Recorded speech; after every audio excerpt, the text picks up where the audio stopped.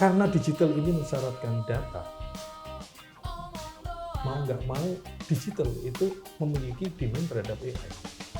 Dan kita bicara AI itu juga bicara data. Hanya bank-bank besar aja yang emang sangat aware terhadap digitalisasi. Di QR kita ada notifikasi. Begitu habis transaksi kasih tahu. Sehingga tokonya tahu merchantnya, oh iya banknya udah masuk ke tempat saya. Udah masuk ya. Bisa dibilang yang paling murah dan mudah dan sukses itu Kris.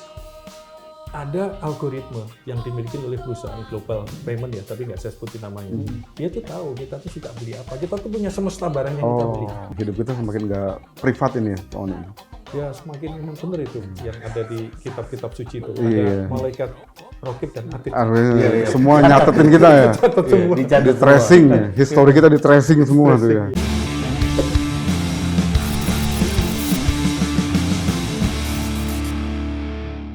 Halo sahabat Omdo dimanapun berada, nah, sekarang kita mau ngobrol-ngobrol seru terkait mengenai finansial digital. Nah, telah hadir di studio kita ya Pak ya, Pak Oni Pak Wijanarko. Oni Wijanarko, pengamat digital finansial. Oh Pasti ya, seru mantap. ya nih Seru. bicara masalah, kita lebih spesifik lagi sebenarnya sistem pembayaran ya. Sistem pembayaran yang biasa kita pakai tuh. Yang biasa kita e-money, Kris, contactless, segala macam. Apalagi Pak Oni ini background-nya dahsyat bro. Luar biasa Iya. ya. Nah, jadi kita perlu harus ngulik-ngulik. Harus ngulik-ngulik. Setidaknya ini untuk buat inilah edukasi kepada Betul. teman-teman semua kan. Betul, karena kan ada resiko-resiko ya Pak Oni ya. Betul, Resiko-resiko. ada resiko. Nah ini trennya gimana sih Pak Oni ini? Sebelum kita bicara resiko-resiko. Ya kalau tren digital payment atau Ya. alat pembayaran itu ya arahnya ke digital dan lebih ke depannya ya. Kalau sekarang kan ada 4 jenis alat pembayaran ya, kalau sejarahnya. Yang pertama ya cash. Yang kedua alat pembayaran supaya gampang bergesekan. Itu digesek. Ya. Yang ketiga berpandangan, Kris. Oh itu berpandangan ya. Gampang, iya, ya? iya, iya. Tapi nggak sampai ke hati ya. Ya, Nggak nggak sampai. Bahaya. Yang keempat kebatinan. Kebatinan. Bus, lewat langsung di depan. Oh, oke. Kayak Itu kebatinan tuh. kebatinan, untuk mudahnya kebatinan aja. Jadi kita nggak ngapa-ngapain lewat udah di depan. Ya itu yang jalan tol yang mau dibikin itu ya. Iya. Ya itu. Ya dan tren itu kedepannya juga alat-alatnya juga berbeda. Kalau bergesekan alatnya edisi sekarang Aha. atau dongle. Iya. Kalau berpandangan bisa edisi, bisa hanya kertas, ya kan alatnya ya. Artinya yang nerima, yang proses, yang hanya lewat aja itu RFID, radio RFID. frekuensi. Iya. Kalau yang tap itu juga edisi. Yang apa? Tadi kan ada apa?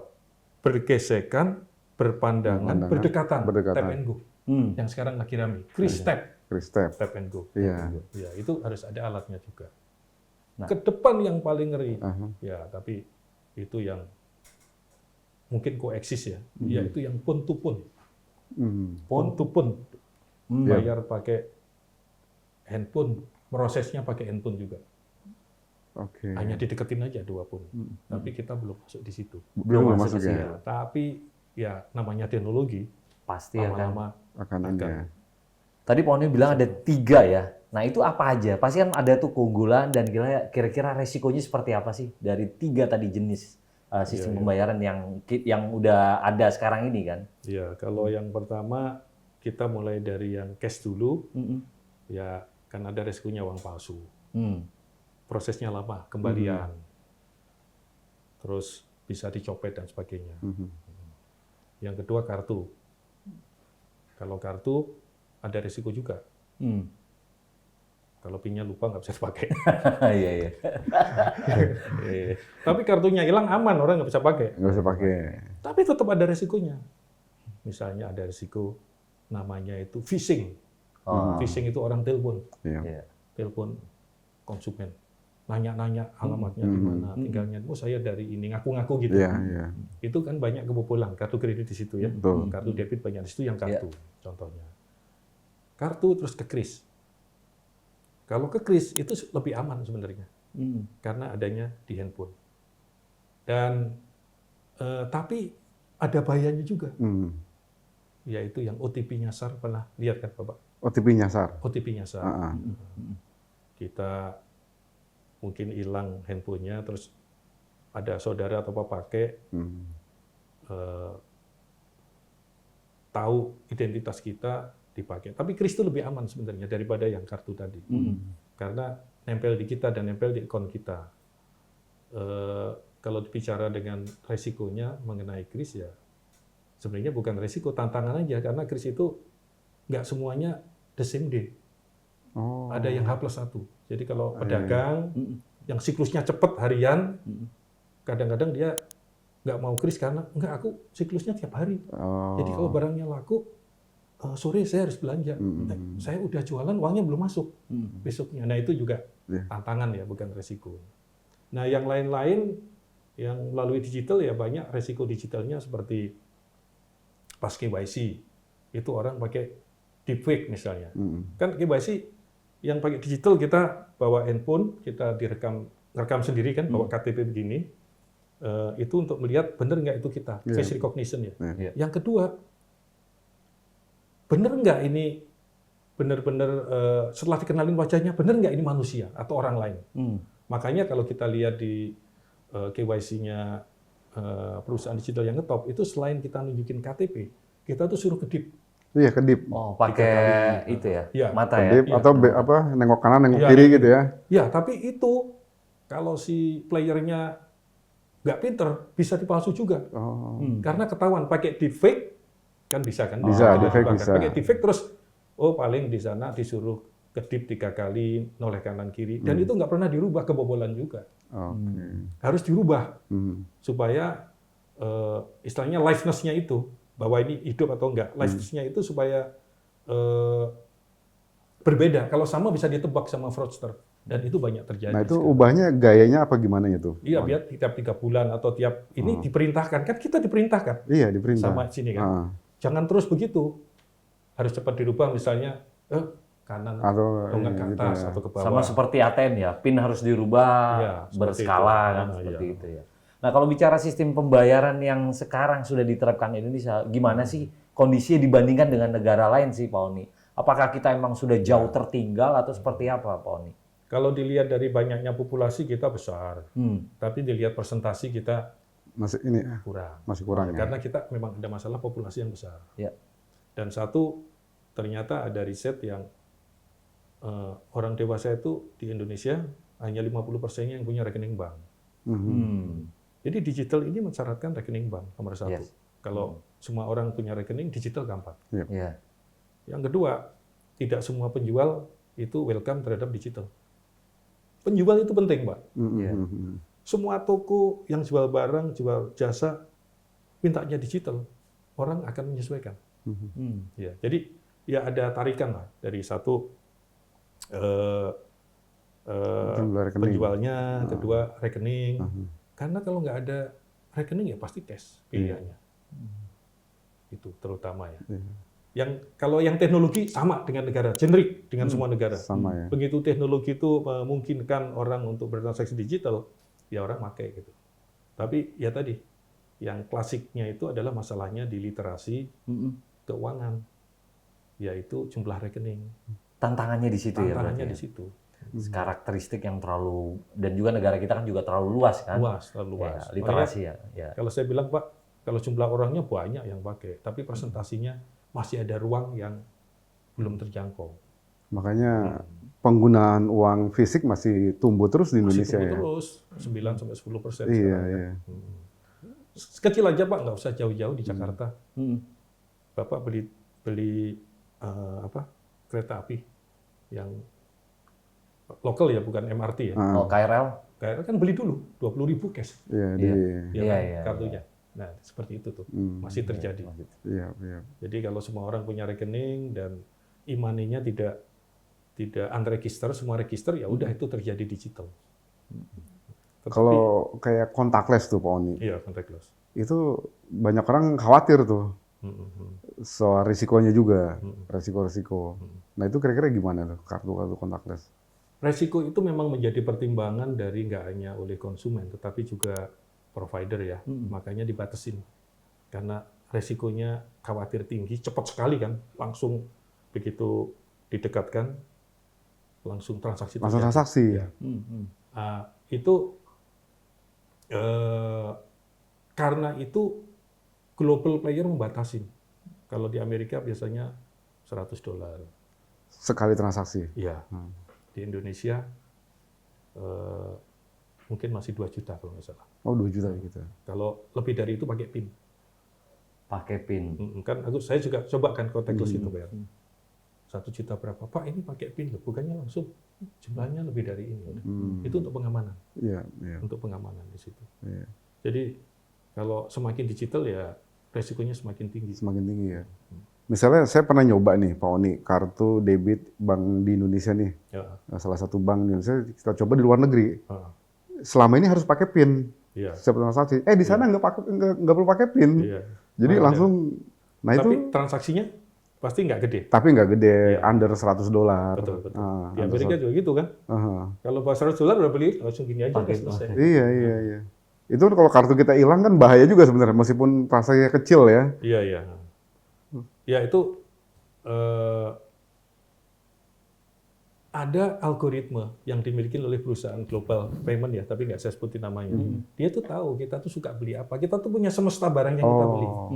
Jadi kalau diambil orang, terus barangnya aneh gitu, dia decline. Oh, bisa decline Bisa ya? decline. Karena ini canggih ya. barangnya Pak Elva nggak pernah. Saya nggak pernah beli rokok misalnya kan. Iya, iya. Tiba-tiba beli rokok Iya, dua. itu udah langsung masuk unusual transaction istilahnya tuh. Oh.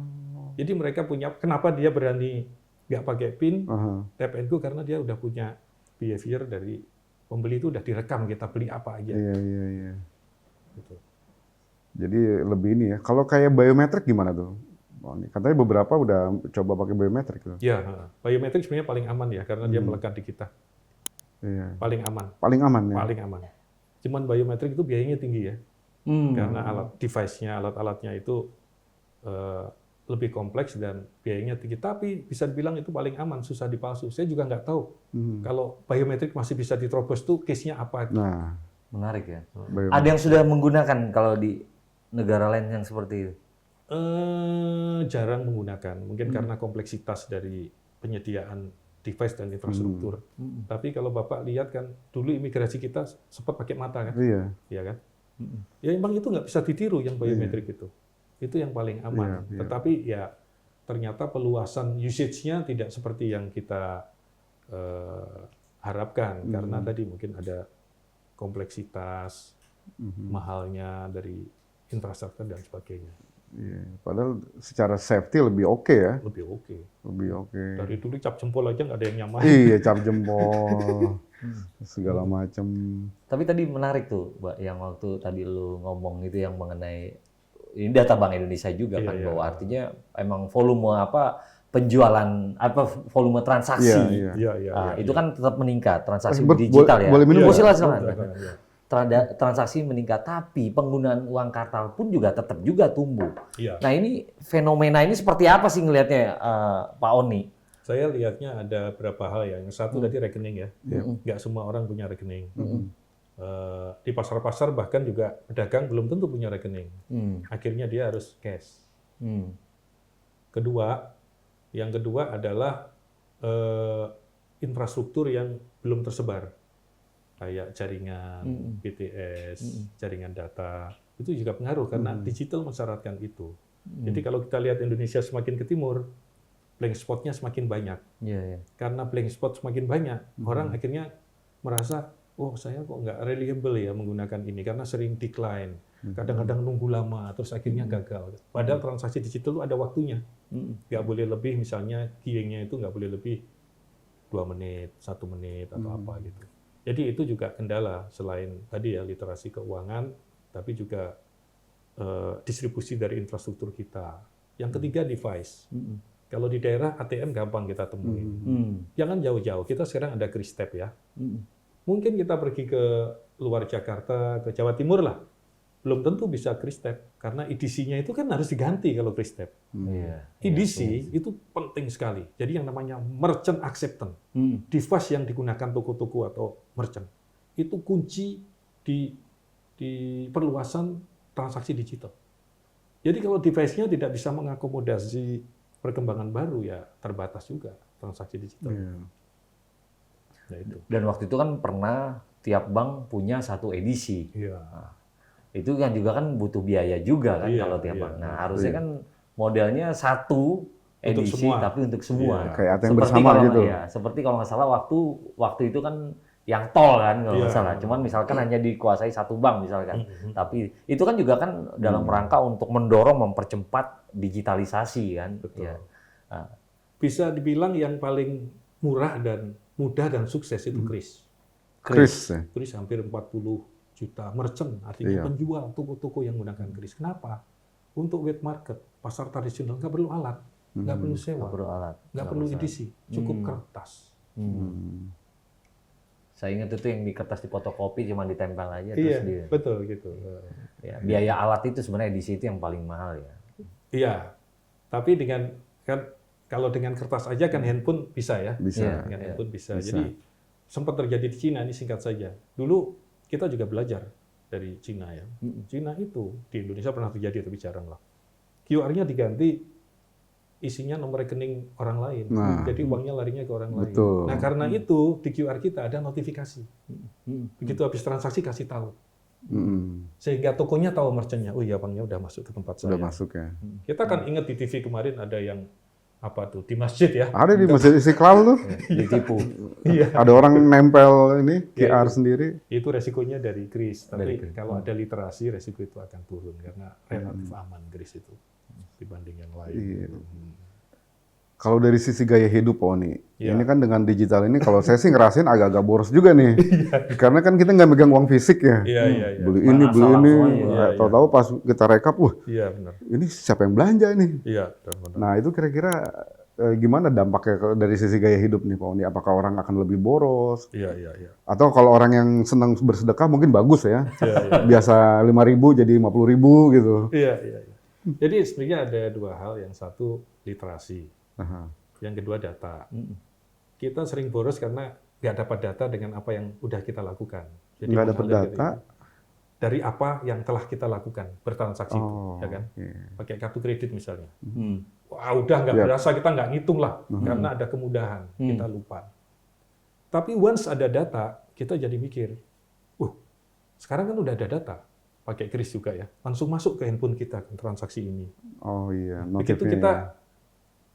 punya literasi sedikit aja tentang itu, kita lihat datanya, wah pengeluaranku paling banyak beli makanan atau beli kosmetik. Nah, Nah itu otomatis akan membantu literasi sama pengendalian terhadap never give up shopping istilahnya. Iya, Di situ. wonderful. Tapi kalau nggak ada data susah. Kayak zaman dulu belanja baru dicatat terus kaget kita. Wah gede ya. Sekarang mestinya nggak terjadi. iya, iya. Karena dengan perkembangan layanan dari bank-bank atau digital payment provider, data itu tersedia dan dikirim ke kita. Iya, iya. Kita lihat di story lah di Gojek katakanlah Oh, ya. iya, iya. Kita nggak bukan promosikan ya. Saya lihat di story nih. Wah, saya banyak beli ayam barokah, ayam berkah misalnya. Ah, Tahu kita berapa kali beli apa-apa tahu. iya. Oh, Justru iya, sebenarnya iya, iya. dengan adanya data yang tersedia dan ditambah dengan literasi itu menjadi lebih efisien. Lebih ini ya. Oh iya, saya ingat tuh ada beberapa aplikasi, apa bukan aplikasi, apps ya, Iya, iya. mobile banking Iya, iya. yang saya ikutin itu, dia bikin semacam grafik ini, pengeluaran masukan. Betul, Jadi kita bisa ngecek tiap hari tuh. betul. Oh, jadi Saya tujuannya juga itu pakai sebenarnya ya, Pak? Iya, Oni? jadi ada satu literasi, yang kedua data. Mhm. Dan kita boros karena kita nggak ada data. Iya. Kadang-kadang dipikir ada aja uang. Begitu kita hitung manual gitu kaget kita, wah tagihan gue udah segini. Kalau Mas Hatim kan kalau nyumbang biasa ke masjid berapa jadi gede dengan digital. Jadi biasa 100.000, aduh kecil banget 100.000 Iya, nih, iya, betul, langsung betul. sejuta Iya, gitu iya, kan. iya. Emang ada peran juga yang sangat besar tadi kalau kita lihat ya Pak Oni di perbankan kita kan. Nah, kunci kan di situ literasi kan. Literasi. Nah, kan perbankan. Kalau kita lihat ini kan perbankan di Indonesia itu kan ya masih banyak, masih ya waktu itu kan sempat di atas 100. Sekarang walaupun udah di bawah 100 kan. Nah, lagi-lagi ya tinggal di perbankannya ini kan bagaimana dia menerapkan dari sisi aplikasi digitalnya sendiri. Nah, itu yang akhirnya akan membuat tadi ujungnya kan di literasi bagi masyarakat. Nah, Pak Oni sendiri gimana sih melihat dari perbankan di Indonesia ini dalam hal penguatan literasi melalui digitalisasi ini. Kalau kita lihat kan hanya bank-bank besar aja yang emang sangat aware terhadap digitalisasi, belum seluruh perbankan. Padahal itu yang harusnya yang menjadi salah satu ujung tombak sebenarnya ya, Pak Oni. Gitu. Gimana Pak Oni? Iya memang betul, bank-bank besar punya budget yang Iya, kuat. kapital Dia ya. bisa invest di teknologi, di dalamnya software atau aplikasi yang bisa menyajikan data dari transaksi. Tapi betul Pak Hatim, belum semua bank seperti itu. Mungkin bank-bank yang 16 bank sistemik itu udahlah. Dia udah ada itu sehingga seperti Bapak bilang tadi, saya tahu kok grafik saya penerimaan segini, oh ini lagi naik grafiknya dan sebagainya. Ya itu sebenarnya membantu untuk literasi. Karena kita mengalaminya di situ. Dan data-data terkumpul dari apa yang telah kita lakukan transaksinya. Nah memang tantangannya tadi, tidak semua bank seperti itu. Dan tidak semua bank tidak semua populasi ada di 14 atau 16 bank yang besar-besar itu. Nah, untuk yang kecil bagaimana? Tentu itu masalahnya ya. Yang mau nggak mau harus kolaborasi atau harus ada sistem seperti tenancy, ada satu infrastruktur atau satu aplikasi atau satu software yang bisa dipakai rame-rame. Membangun ekosistem, sehingga mengurangi biaya investasi. Kan, seperti multi tenancy itu kan yang paling mudah ya. Oke, aku bangun ini, tapi kita bisa pakai ya. Tapi tetap ada MOU-nya di mana yang namanya secrecy dan perlindungan konsumennya dijaga masing-masing. Ya tantangannya itu sih. Kalau kita bicara digital sekarang bicara investasi juga yang main kan kita tahu siapa. Iya, karena big money ya. Perlu uang besar. Perlu uang besar di situ. Iya. Ya itu memang. Jadi nah ini Pak Oni, kalau tadi literasinya semakin bagus, kan sebenarnya literasi kan naik terus ya, literasi inklusi kita naik terus.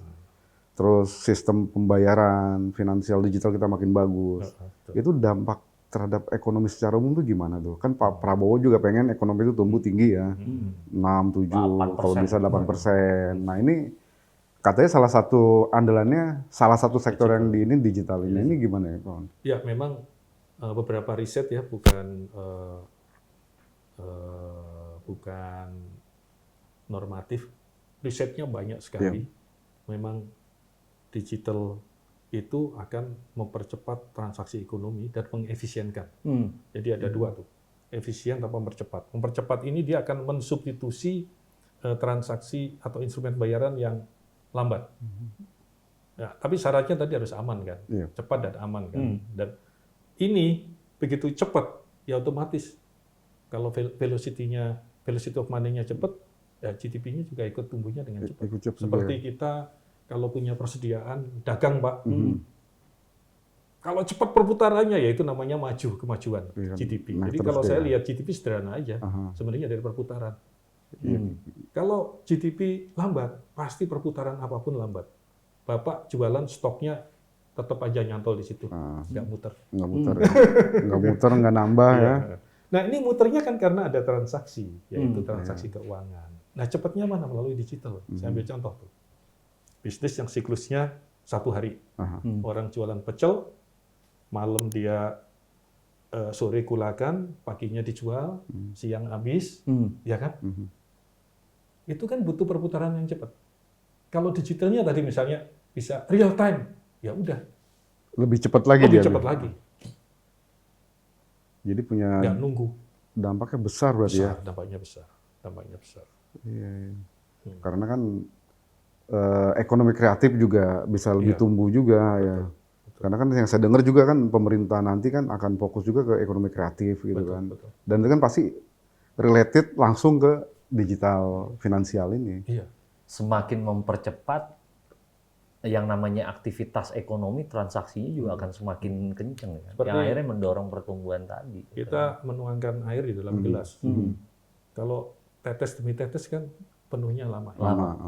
Kalau di penuh, tergantung selangnya. Jadi selang yang memperluas channel tadi adalah ya digital salah satunya. Kalau channelnya sempit ya ngalirnya pelan. Sama ini, Pak. Ini sekarang kan lagi serunya kan mengenai penerapan AI. Saya nggak tahu nih, sementara kan kalau kita kan tadi kita bicara apa namanya sistem digitalisasi perbankan aja masih ibaratnya kan terbatas nih. Nah ini kalau kita berkaca pada negara lain, itu gimana penerapan AI di finansial digital ini, Pak Oni melihatnya? Mungkin pasti Pak Oni punya pengalaman lah, Ya. bisa cerita dikit lah. Jadi kan kalau kami lihat memang digital itu dia demand driver terhadap AI. Karena digital itu salah satunya ada data di situ. Nah, datanya diolah dengan infrastruktur. Nah, AI sendiri sebenarnya kan komponennya ada 3. Ya, kalau kita bicara yang menyebabkan AI banyak diminta orang apa sih? Nomor 1 adalah data. Nomor 2 adalah kapasitas storage. Kemampuan infrastruktur menyimpan data dan mengolah data. Yang ketiga adalah jaringan. Ini yang ngomong bukan saya, tapi Vice Presidennya, senior SVP-nya Microsoft, dia bilang gitu. Ya 3 ini sekarang yang diincar orang. Karena digital ini mensyaratkan data, mau nggak mau digital itu memiliki demand terhadap AI. Dan kita bicara AI itu juga bicara data. Jadi nyambung sebenarnya Pak. Jadi mau nggak ada sebuah keniscayaan lah, pasti ke AI. Pasti. Pasti. Udah nggak bisa dilawan ya, Iya. ya AI ya. Nah, apalagi data sekarang, kita cerita ya. Data kan nyebar kemana-mana Pak. Pasti. Kita nggak sadar bahwa Internet of Things itu sedang berlangsung di bumi ini. Bapak ninggalin rumah, rumahnya dikunci, Bapak bisa lihat keadaan rumahnya. Data ada di mana-mana. Data payment ada di EDC, ada di POS. Data kita ada di Google. Di Google. Ada semua. Ada di CCTV. komputer, ada di CCTV. Tiba-tiba lagi jalan di mall ya, Iya, kerekam. betul. Iya. Dan parahnya sekarang antar data itu antar device bisa bicara. Oh. Nah itu IoT namanya. Kayak Terminator dong Pak Oni, sesama ini bisa ngomong sama mesin. Iya, Sesama mesin bisa ngomong. bisa ngomong. Contohnya POS ngomong dengan handphone, Go. Iya. Kertas isinya QR ngomong dengan handphone. EDC ngomong dengan kartu dan handphone. TV ngomong dengan suara kita. Kita nyetel TV, pindah ke YouTube, pindah TV-nya. Kita lampu bisa menyerap pakai RFID, dia nyerap kehadiran suhu. Dia bisa mati atau bisa ini sendiri. Jadi data ada di mana-mana sebenarnya. Dan itu tantangannya. Sekarang untuk keamanan KYC ya, kebanyakan bank menggunakan geolocation, geotag, untuk mengetahui konsumennya lagi ada di mana. Iya. Termasuk ngawasin pegawainya bisa pakai geotags. Geotags juga ya. Jadi ada di mana-mana data Pak. Waduh, semakin hidup kita semakin nggak privat ini ya Pak Oni ini.